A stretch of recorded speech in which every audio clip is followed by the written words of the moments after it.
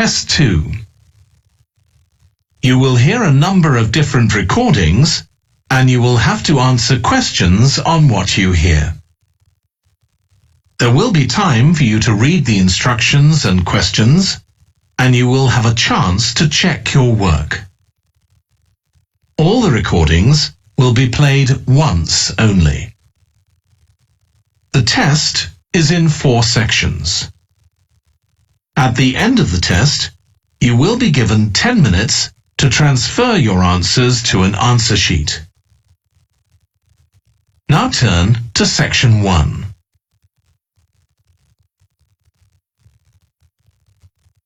Section 1. You will hear a woman talking to a doctor at a clinic about a medical problem. First, you have some time to look at questions 1 to 4.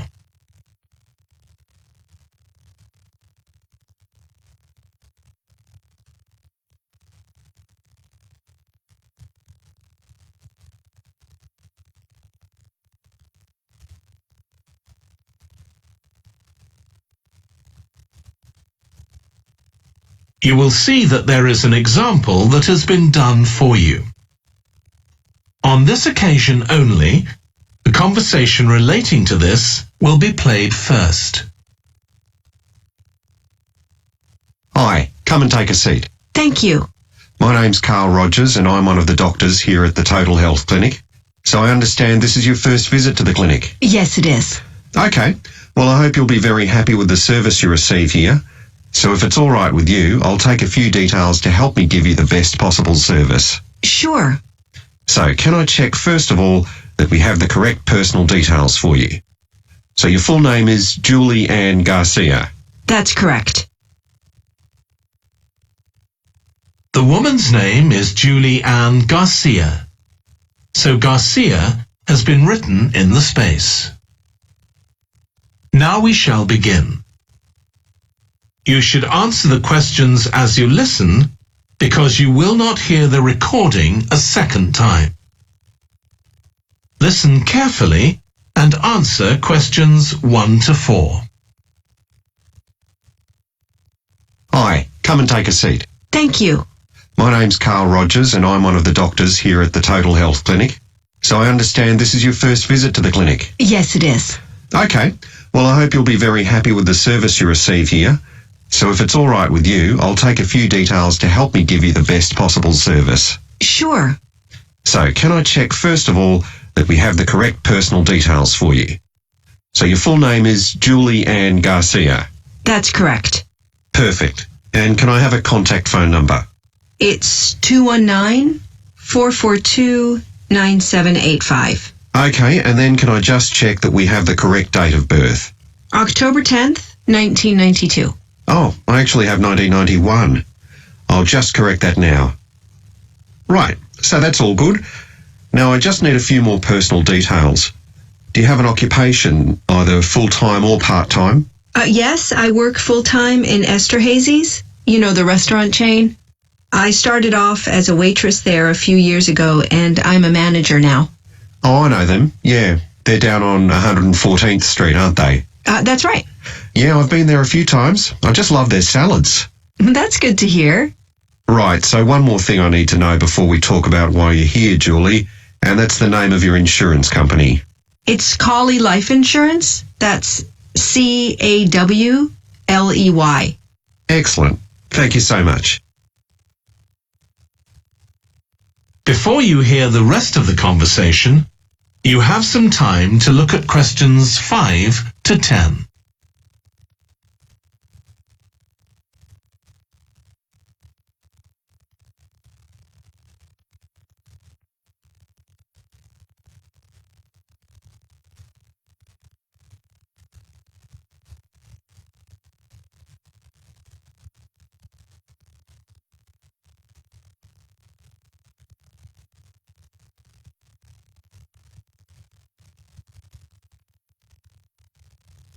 Now listen and answer questions 5 to 10. Now, Julie, let's look at how we can help you. So tell me a little about what brought you here today. Well, I've been getting a pain in my knee, the left one. Not very serious at first, but it's gotten worse, so I thought I ought to see someone about it. That's certainly the right decision. So how long have you been aware of this pain? Is it just a few days, or is it longer than that? Longer. It's been worse for the last couple of days, but it's 3 weeks since I first noticed it. It came on quite gradually, though, so I kind of ignored it at first. And have you taken any medication yourself or treated it in any way? Yeah, I've been taking medication to deal with the pain, Tylenol, and that works okay for a few hours, but I don't like to keep taking it. Okay. And what about heat treatment? Have you tried applying heat at all? No, but I have been using ice on it for the last few days. And does that seem to help the pain at all? A little, yes. Good. Now, you look as if you're quite fit normally. I am, yes. So do you do any sport on a regular basis? Yes, I play a lot of tennis. I belong to a club, so I go there a lot. I'm quite competitive, so I enjoy that side of it as well as the exercise, but I haven't gone since this started. Sure. And do you do any other types of exercise? Yeah, I sometimes do a little swimming, but usually just when I'm on vacation. But normally I go running a few times a week, maybe 3 or 4 times. So your legs are getting quite a pounding, but you haven't had any problems up to now? No, not with my legs. I did have an accident last year when I slipped and hurt my shoulder, but that's better now. Excellent. And do you have any allergies? No, none that I'm aware of. And do you take any medication on a regular basis? Well, I take vitamins, but that's all. I'm generally very healthy. Okay. Well, let's have a closer look and see what might be causing this problem. If you can just get up. That is the end of section 1. You now have half a minute to check your answers.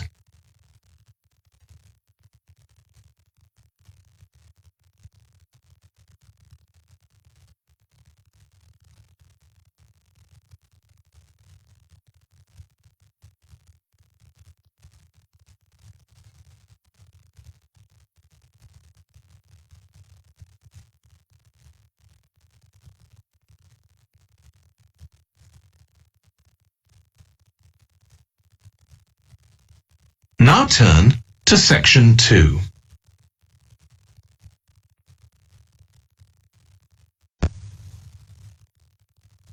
Section 2. You will hear a guide talking to a group of tourists who are about to visit an English castle. First, you have some time to look at questions 11 to 15.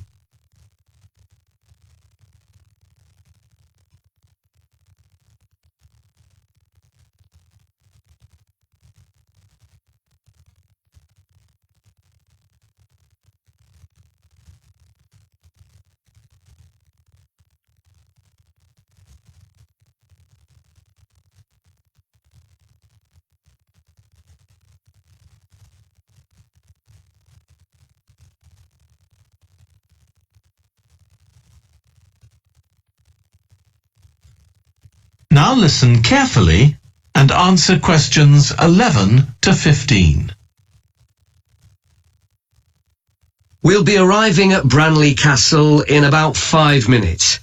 But before we get there, I'll give you a little information about the castle and what our visit will include. So, in fact, there's been a castle on this site for over 1100 years. The first building was a fort constructed in 914 AD for defence against Danish invaders by King Alfred the Great's daughter, who ruled England at the time. In the following century, after the Normans conquered England, the land was given to a nobleman called Richard de Vere, and he built a castle there that stayed in the De Vere family for over 400 years. However, when Queen Elizabeth I announced that she was going to visit the castle in 1576, it was beginning to look a bit run down. And it was decided that rather than repair the guest rooms, they'd make a new house for her, out of wood, next to the main hall. She stayed there for 4 nights, and apparently it was very luxurious. But unfortunately, it was destroyed a few years later by fire. In the 17th century, the castle belonged to the wealthy Fennis family, who enlarged it and made it more comfortable. However, by 1982, the Fennis family could no longer afford to maintain the castle, even though they received government support, and they put it on the market. It was eventually taken over by a company who owned a number of amusement parks. But when we get there, I think you'll see that they've managed to retain the original atmosphere of the castle. When you go inside, you'll find that in the staterooms, there are lifelike moving wax models dressed in costumes of different periods in the past, which even carry on conversations together.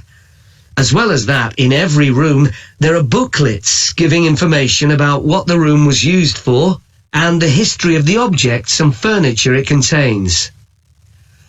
The castle park's quite extensive. At one time, sheep were kept there, and in the 19th century the owners had a little zoo with animals like rabbits and even a baby elephant. Nowadays the old zoo buildings are used for public displays of paintings and sculpture. The park also has some beautiful trees, though the oldest of all, which dated back 800 years, was sadly blown down in 1987. Now, you're free to wander around on your own until 4:30, but then, at the end of our visit, we'll all meet together at the bottom of the Great Staircase. We'll then go on to the Long Gallery, where there's a wonderful collection of photographs showing the family who owned the castle 100 years ago having tea and cakes in the conservatory. And we'll then take you to the same place where afternoon tea will be served to you. Before you hear the rest of the talk, you have some time to look at questions 16 to 20.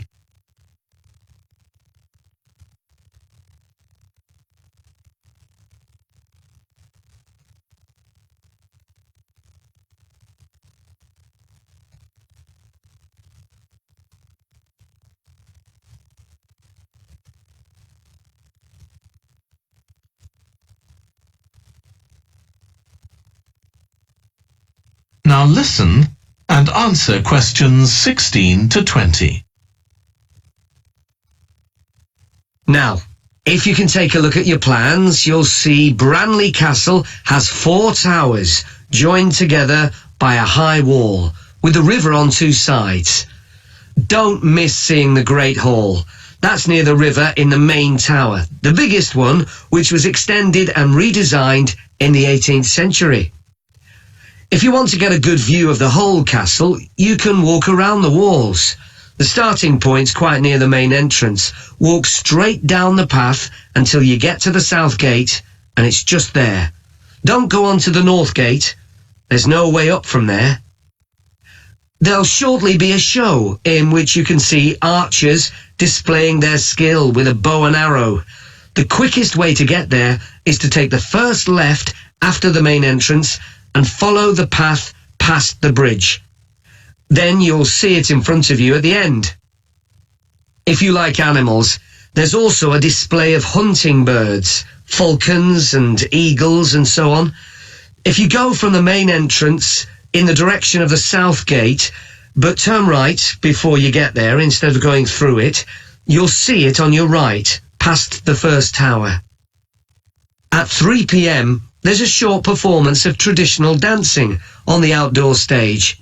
That's right at the other side of the castle from the entrance and over the bridge. It's about 10 minutes walk or so. And finally, the shop. It's actually inside one of the towers, but the way in is from the outside. Just take the first left after the main entrance, go down the path and take the first right.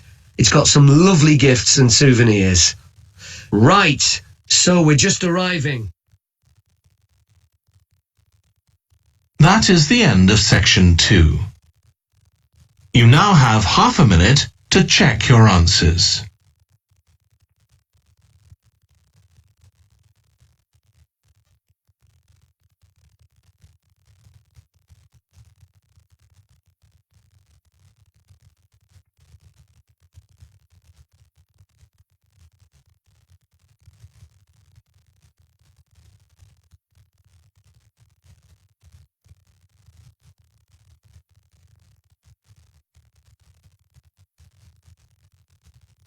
Now turn to Section 3.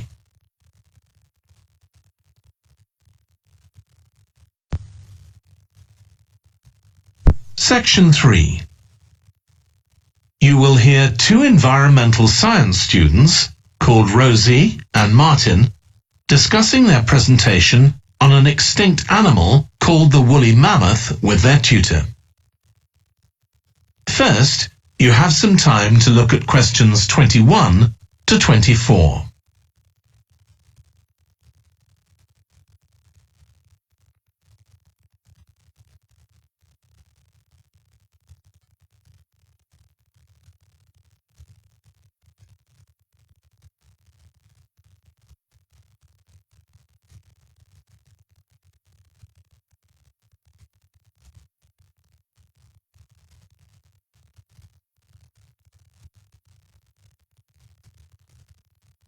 Now listen carefully and answer questions 21 to 24.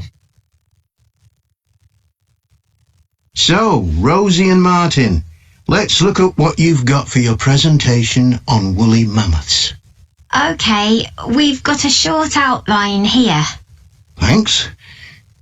So, it's about a research project in North America. Yes, but we thought we needed something general about woolly mammoths in our introduction to establish that they were related to our modern elephant, and they lived thousands of years ago in the last ice age. Maybe we could show a video clip of a cartoon about mammoths, but that'd be a bit childish. Or we could have a diagram. It could be a timeline to show when they lived, with illustrations. Or we could just show a drawing of them walking in the ice.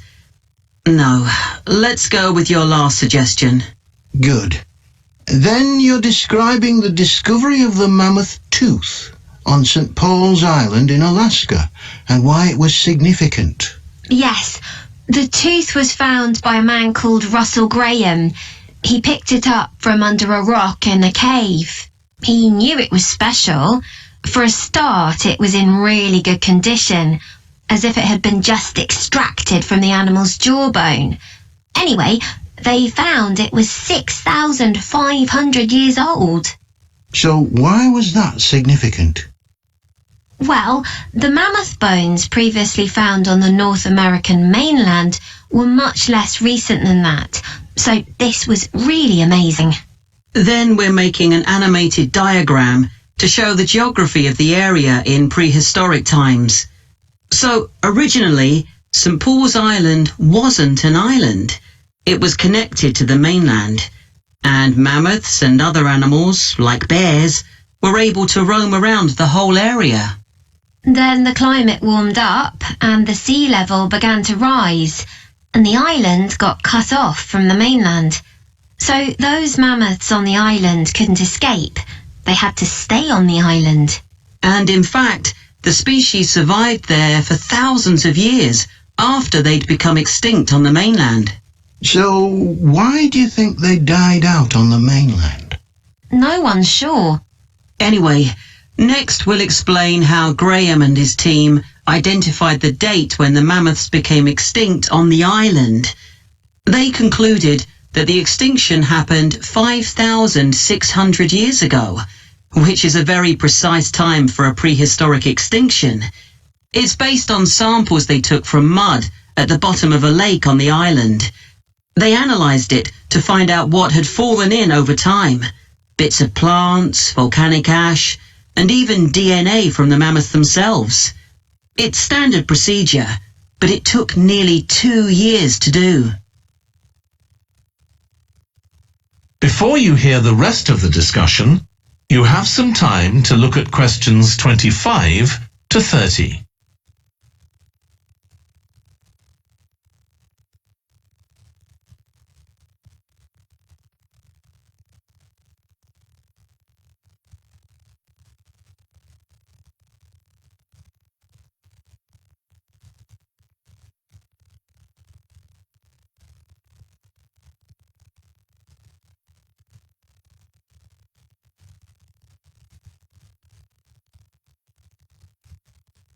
Now listen and answer questions 25 to 30. So why don't you quickly go through the main sections of your presentation and discuss what actions needed for each part?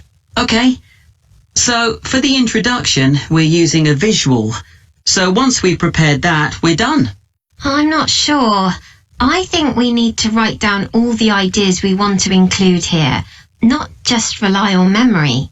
How we begin the presentation is so important. You're right.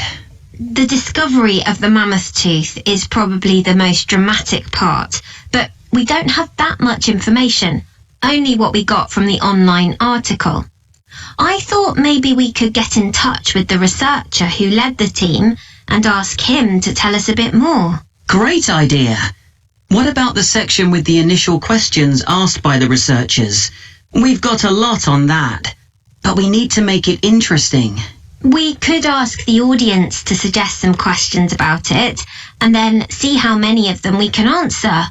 I don't think it would take too long. Yes, that would add a bit of variety. Then the section on further research carried out on the island, analysing the mud in the lake. I wonder if we've actually got too much information here. Should we cut some? I don't think so, but it's all a bit muddled at present. Yes. Maybe it would be better if it followed a chronological pattern. I think so.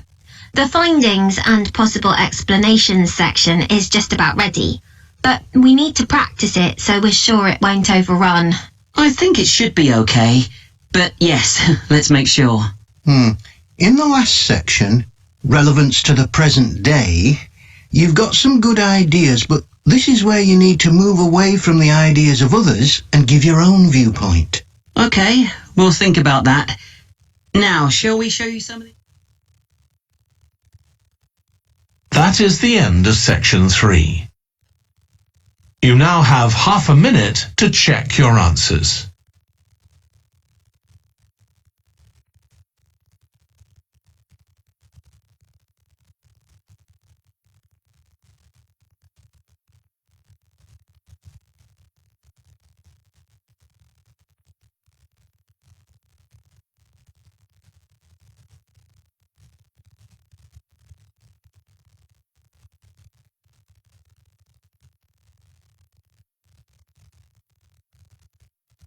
Now turn to section 4.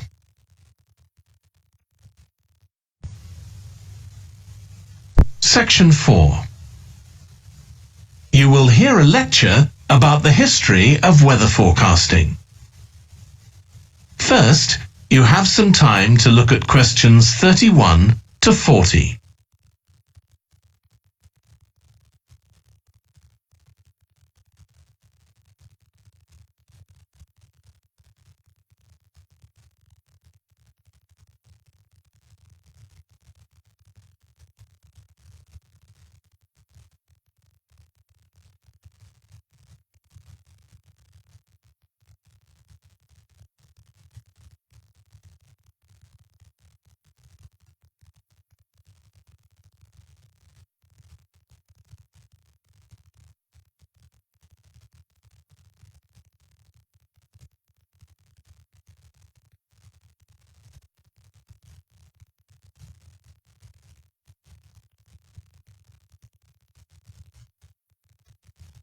Now listen carefully and answer questions 31 to 40.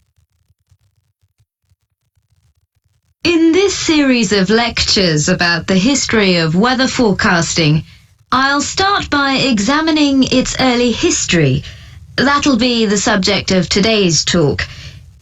Okay, so we'll start by going back thousands of years.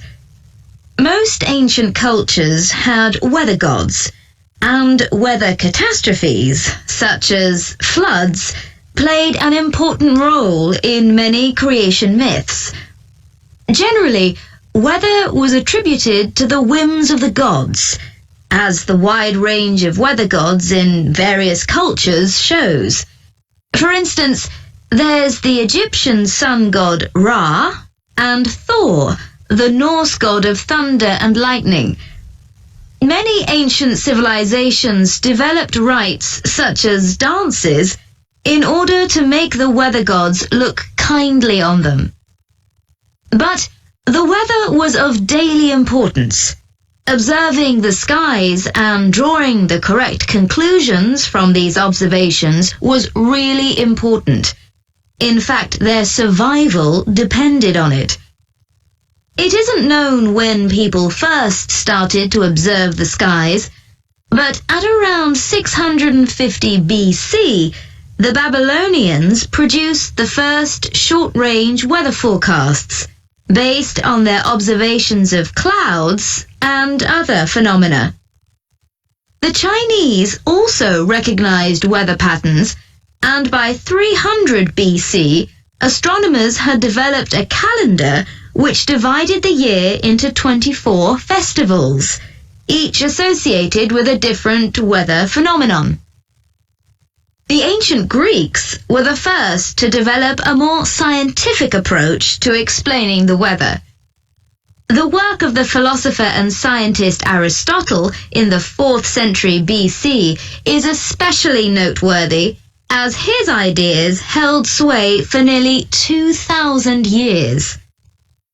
In 340 BC, he wrote a book in which he attempted to account for the formation of rain, clouds, wind, and storms. He also described celestial phenomena such as halos, that is, bright circles of light around the sun, the moon, and bright stars, and comets. Many of his observations were surprisingly accurate. For example, he believed that heat could cause water to evaporate, but he also jumped to quite a few wrong conclusions, such as that winds are breathed out by the earth. Errors like this were rectified from the Renaissance onwards.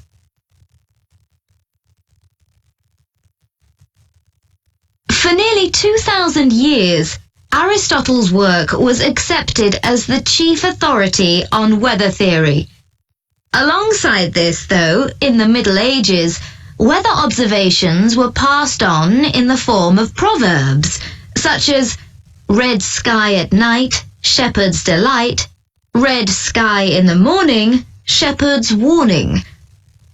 Many of these are based on very good observations and are accurate, as contemporary meteorologists have discovered. For centuries, any attempt to forecast the weather could only be based on personal observations. But in the 15th century, scientists began to see the need for instruments. Until then, the only ones available were weather vanes to determine the wind direction and early versions of rain gauges. One of the first, invented in the 15th century, was a hygrometer, which measured humidity. This was one of many inventions that contributed to the development of weather forecasting. In 1592, the Italian scientist and inventor Galileo developed the world's first thermometer. His student Torricelli later invented the barometer, which allowed people to measure atmospheric pressure. In 1648, the French philosopher Pascal proved that pressure decreases with altitude. This discovery was verified by English astronomer Halley in 1686, and Halley was also the first person to map trade winds. This increasing ability to measure factors related to weather helped scientists to understand the atmosphere and its processes better, and they started collecting weather observation data systematically. In the 18th century, the scientist and politician Benjamin Franklin carried out work on electricity and lightning in particular, but he was also very interested in weather and studied it throughout most of his life. It was Franklin who discovered that storms generally travel from west to east. In addition to new meteorological instruments, other developments contributed to our understanding of the atmosphere. People in different locations began to keep records, and in the mid-19th century, The invention of the telegraph made it possible for these records to be collated. This led, by the end of the 19th century, to the first weather services. It was not until the early 20th century that mathematics and physics became part of meteorology, and we'll continue from that point next week. That is the end of section 4. You now have half a minute to check your answers.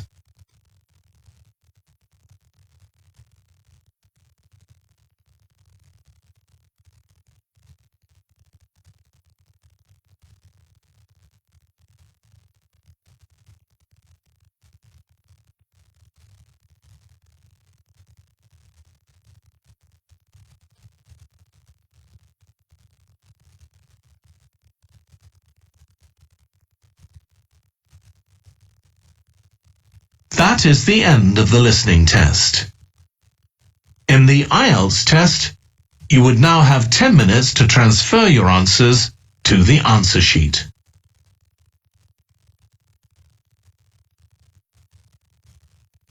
IELTS 14, tests 1 to 4.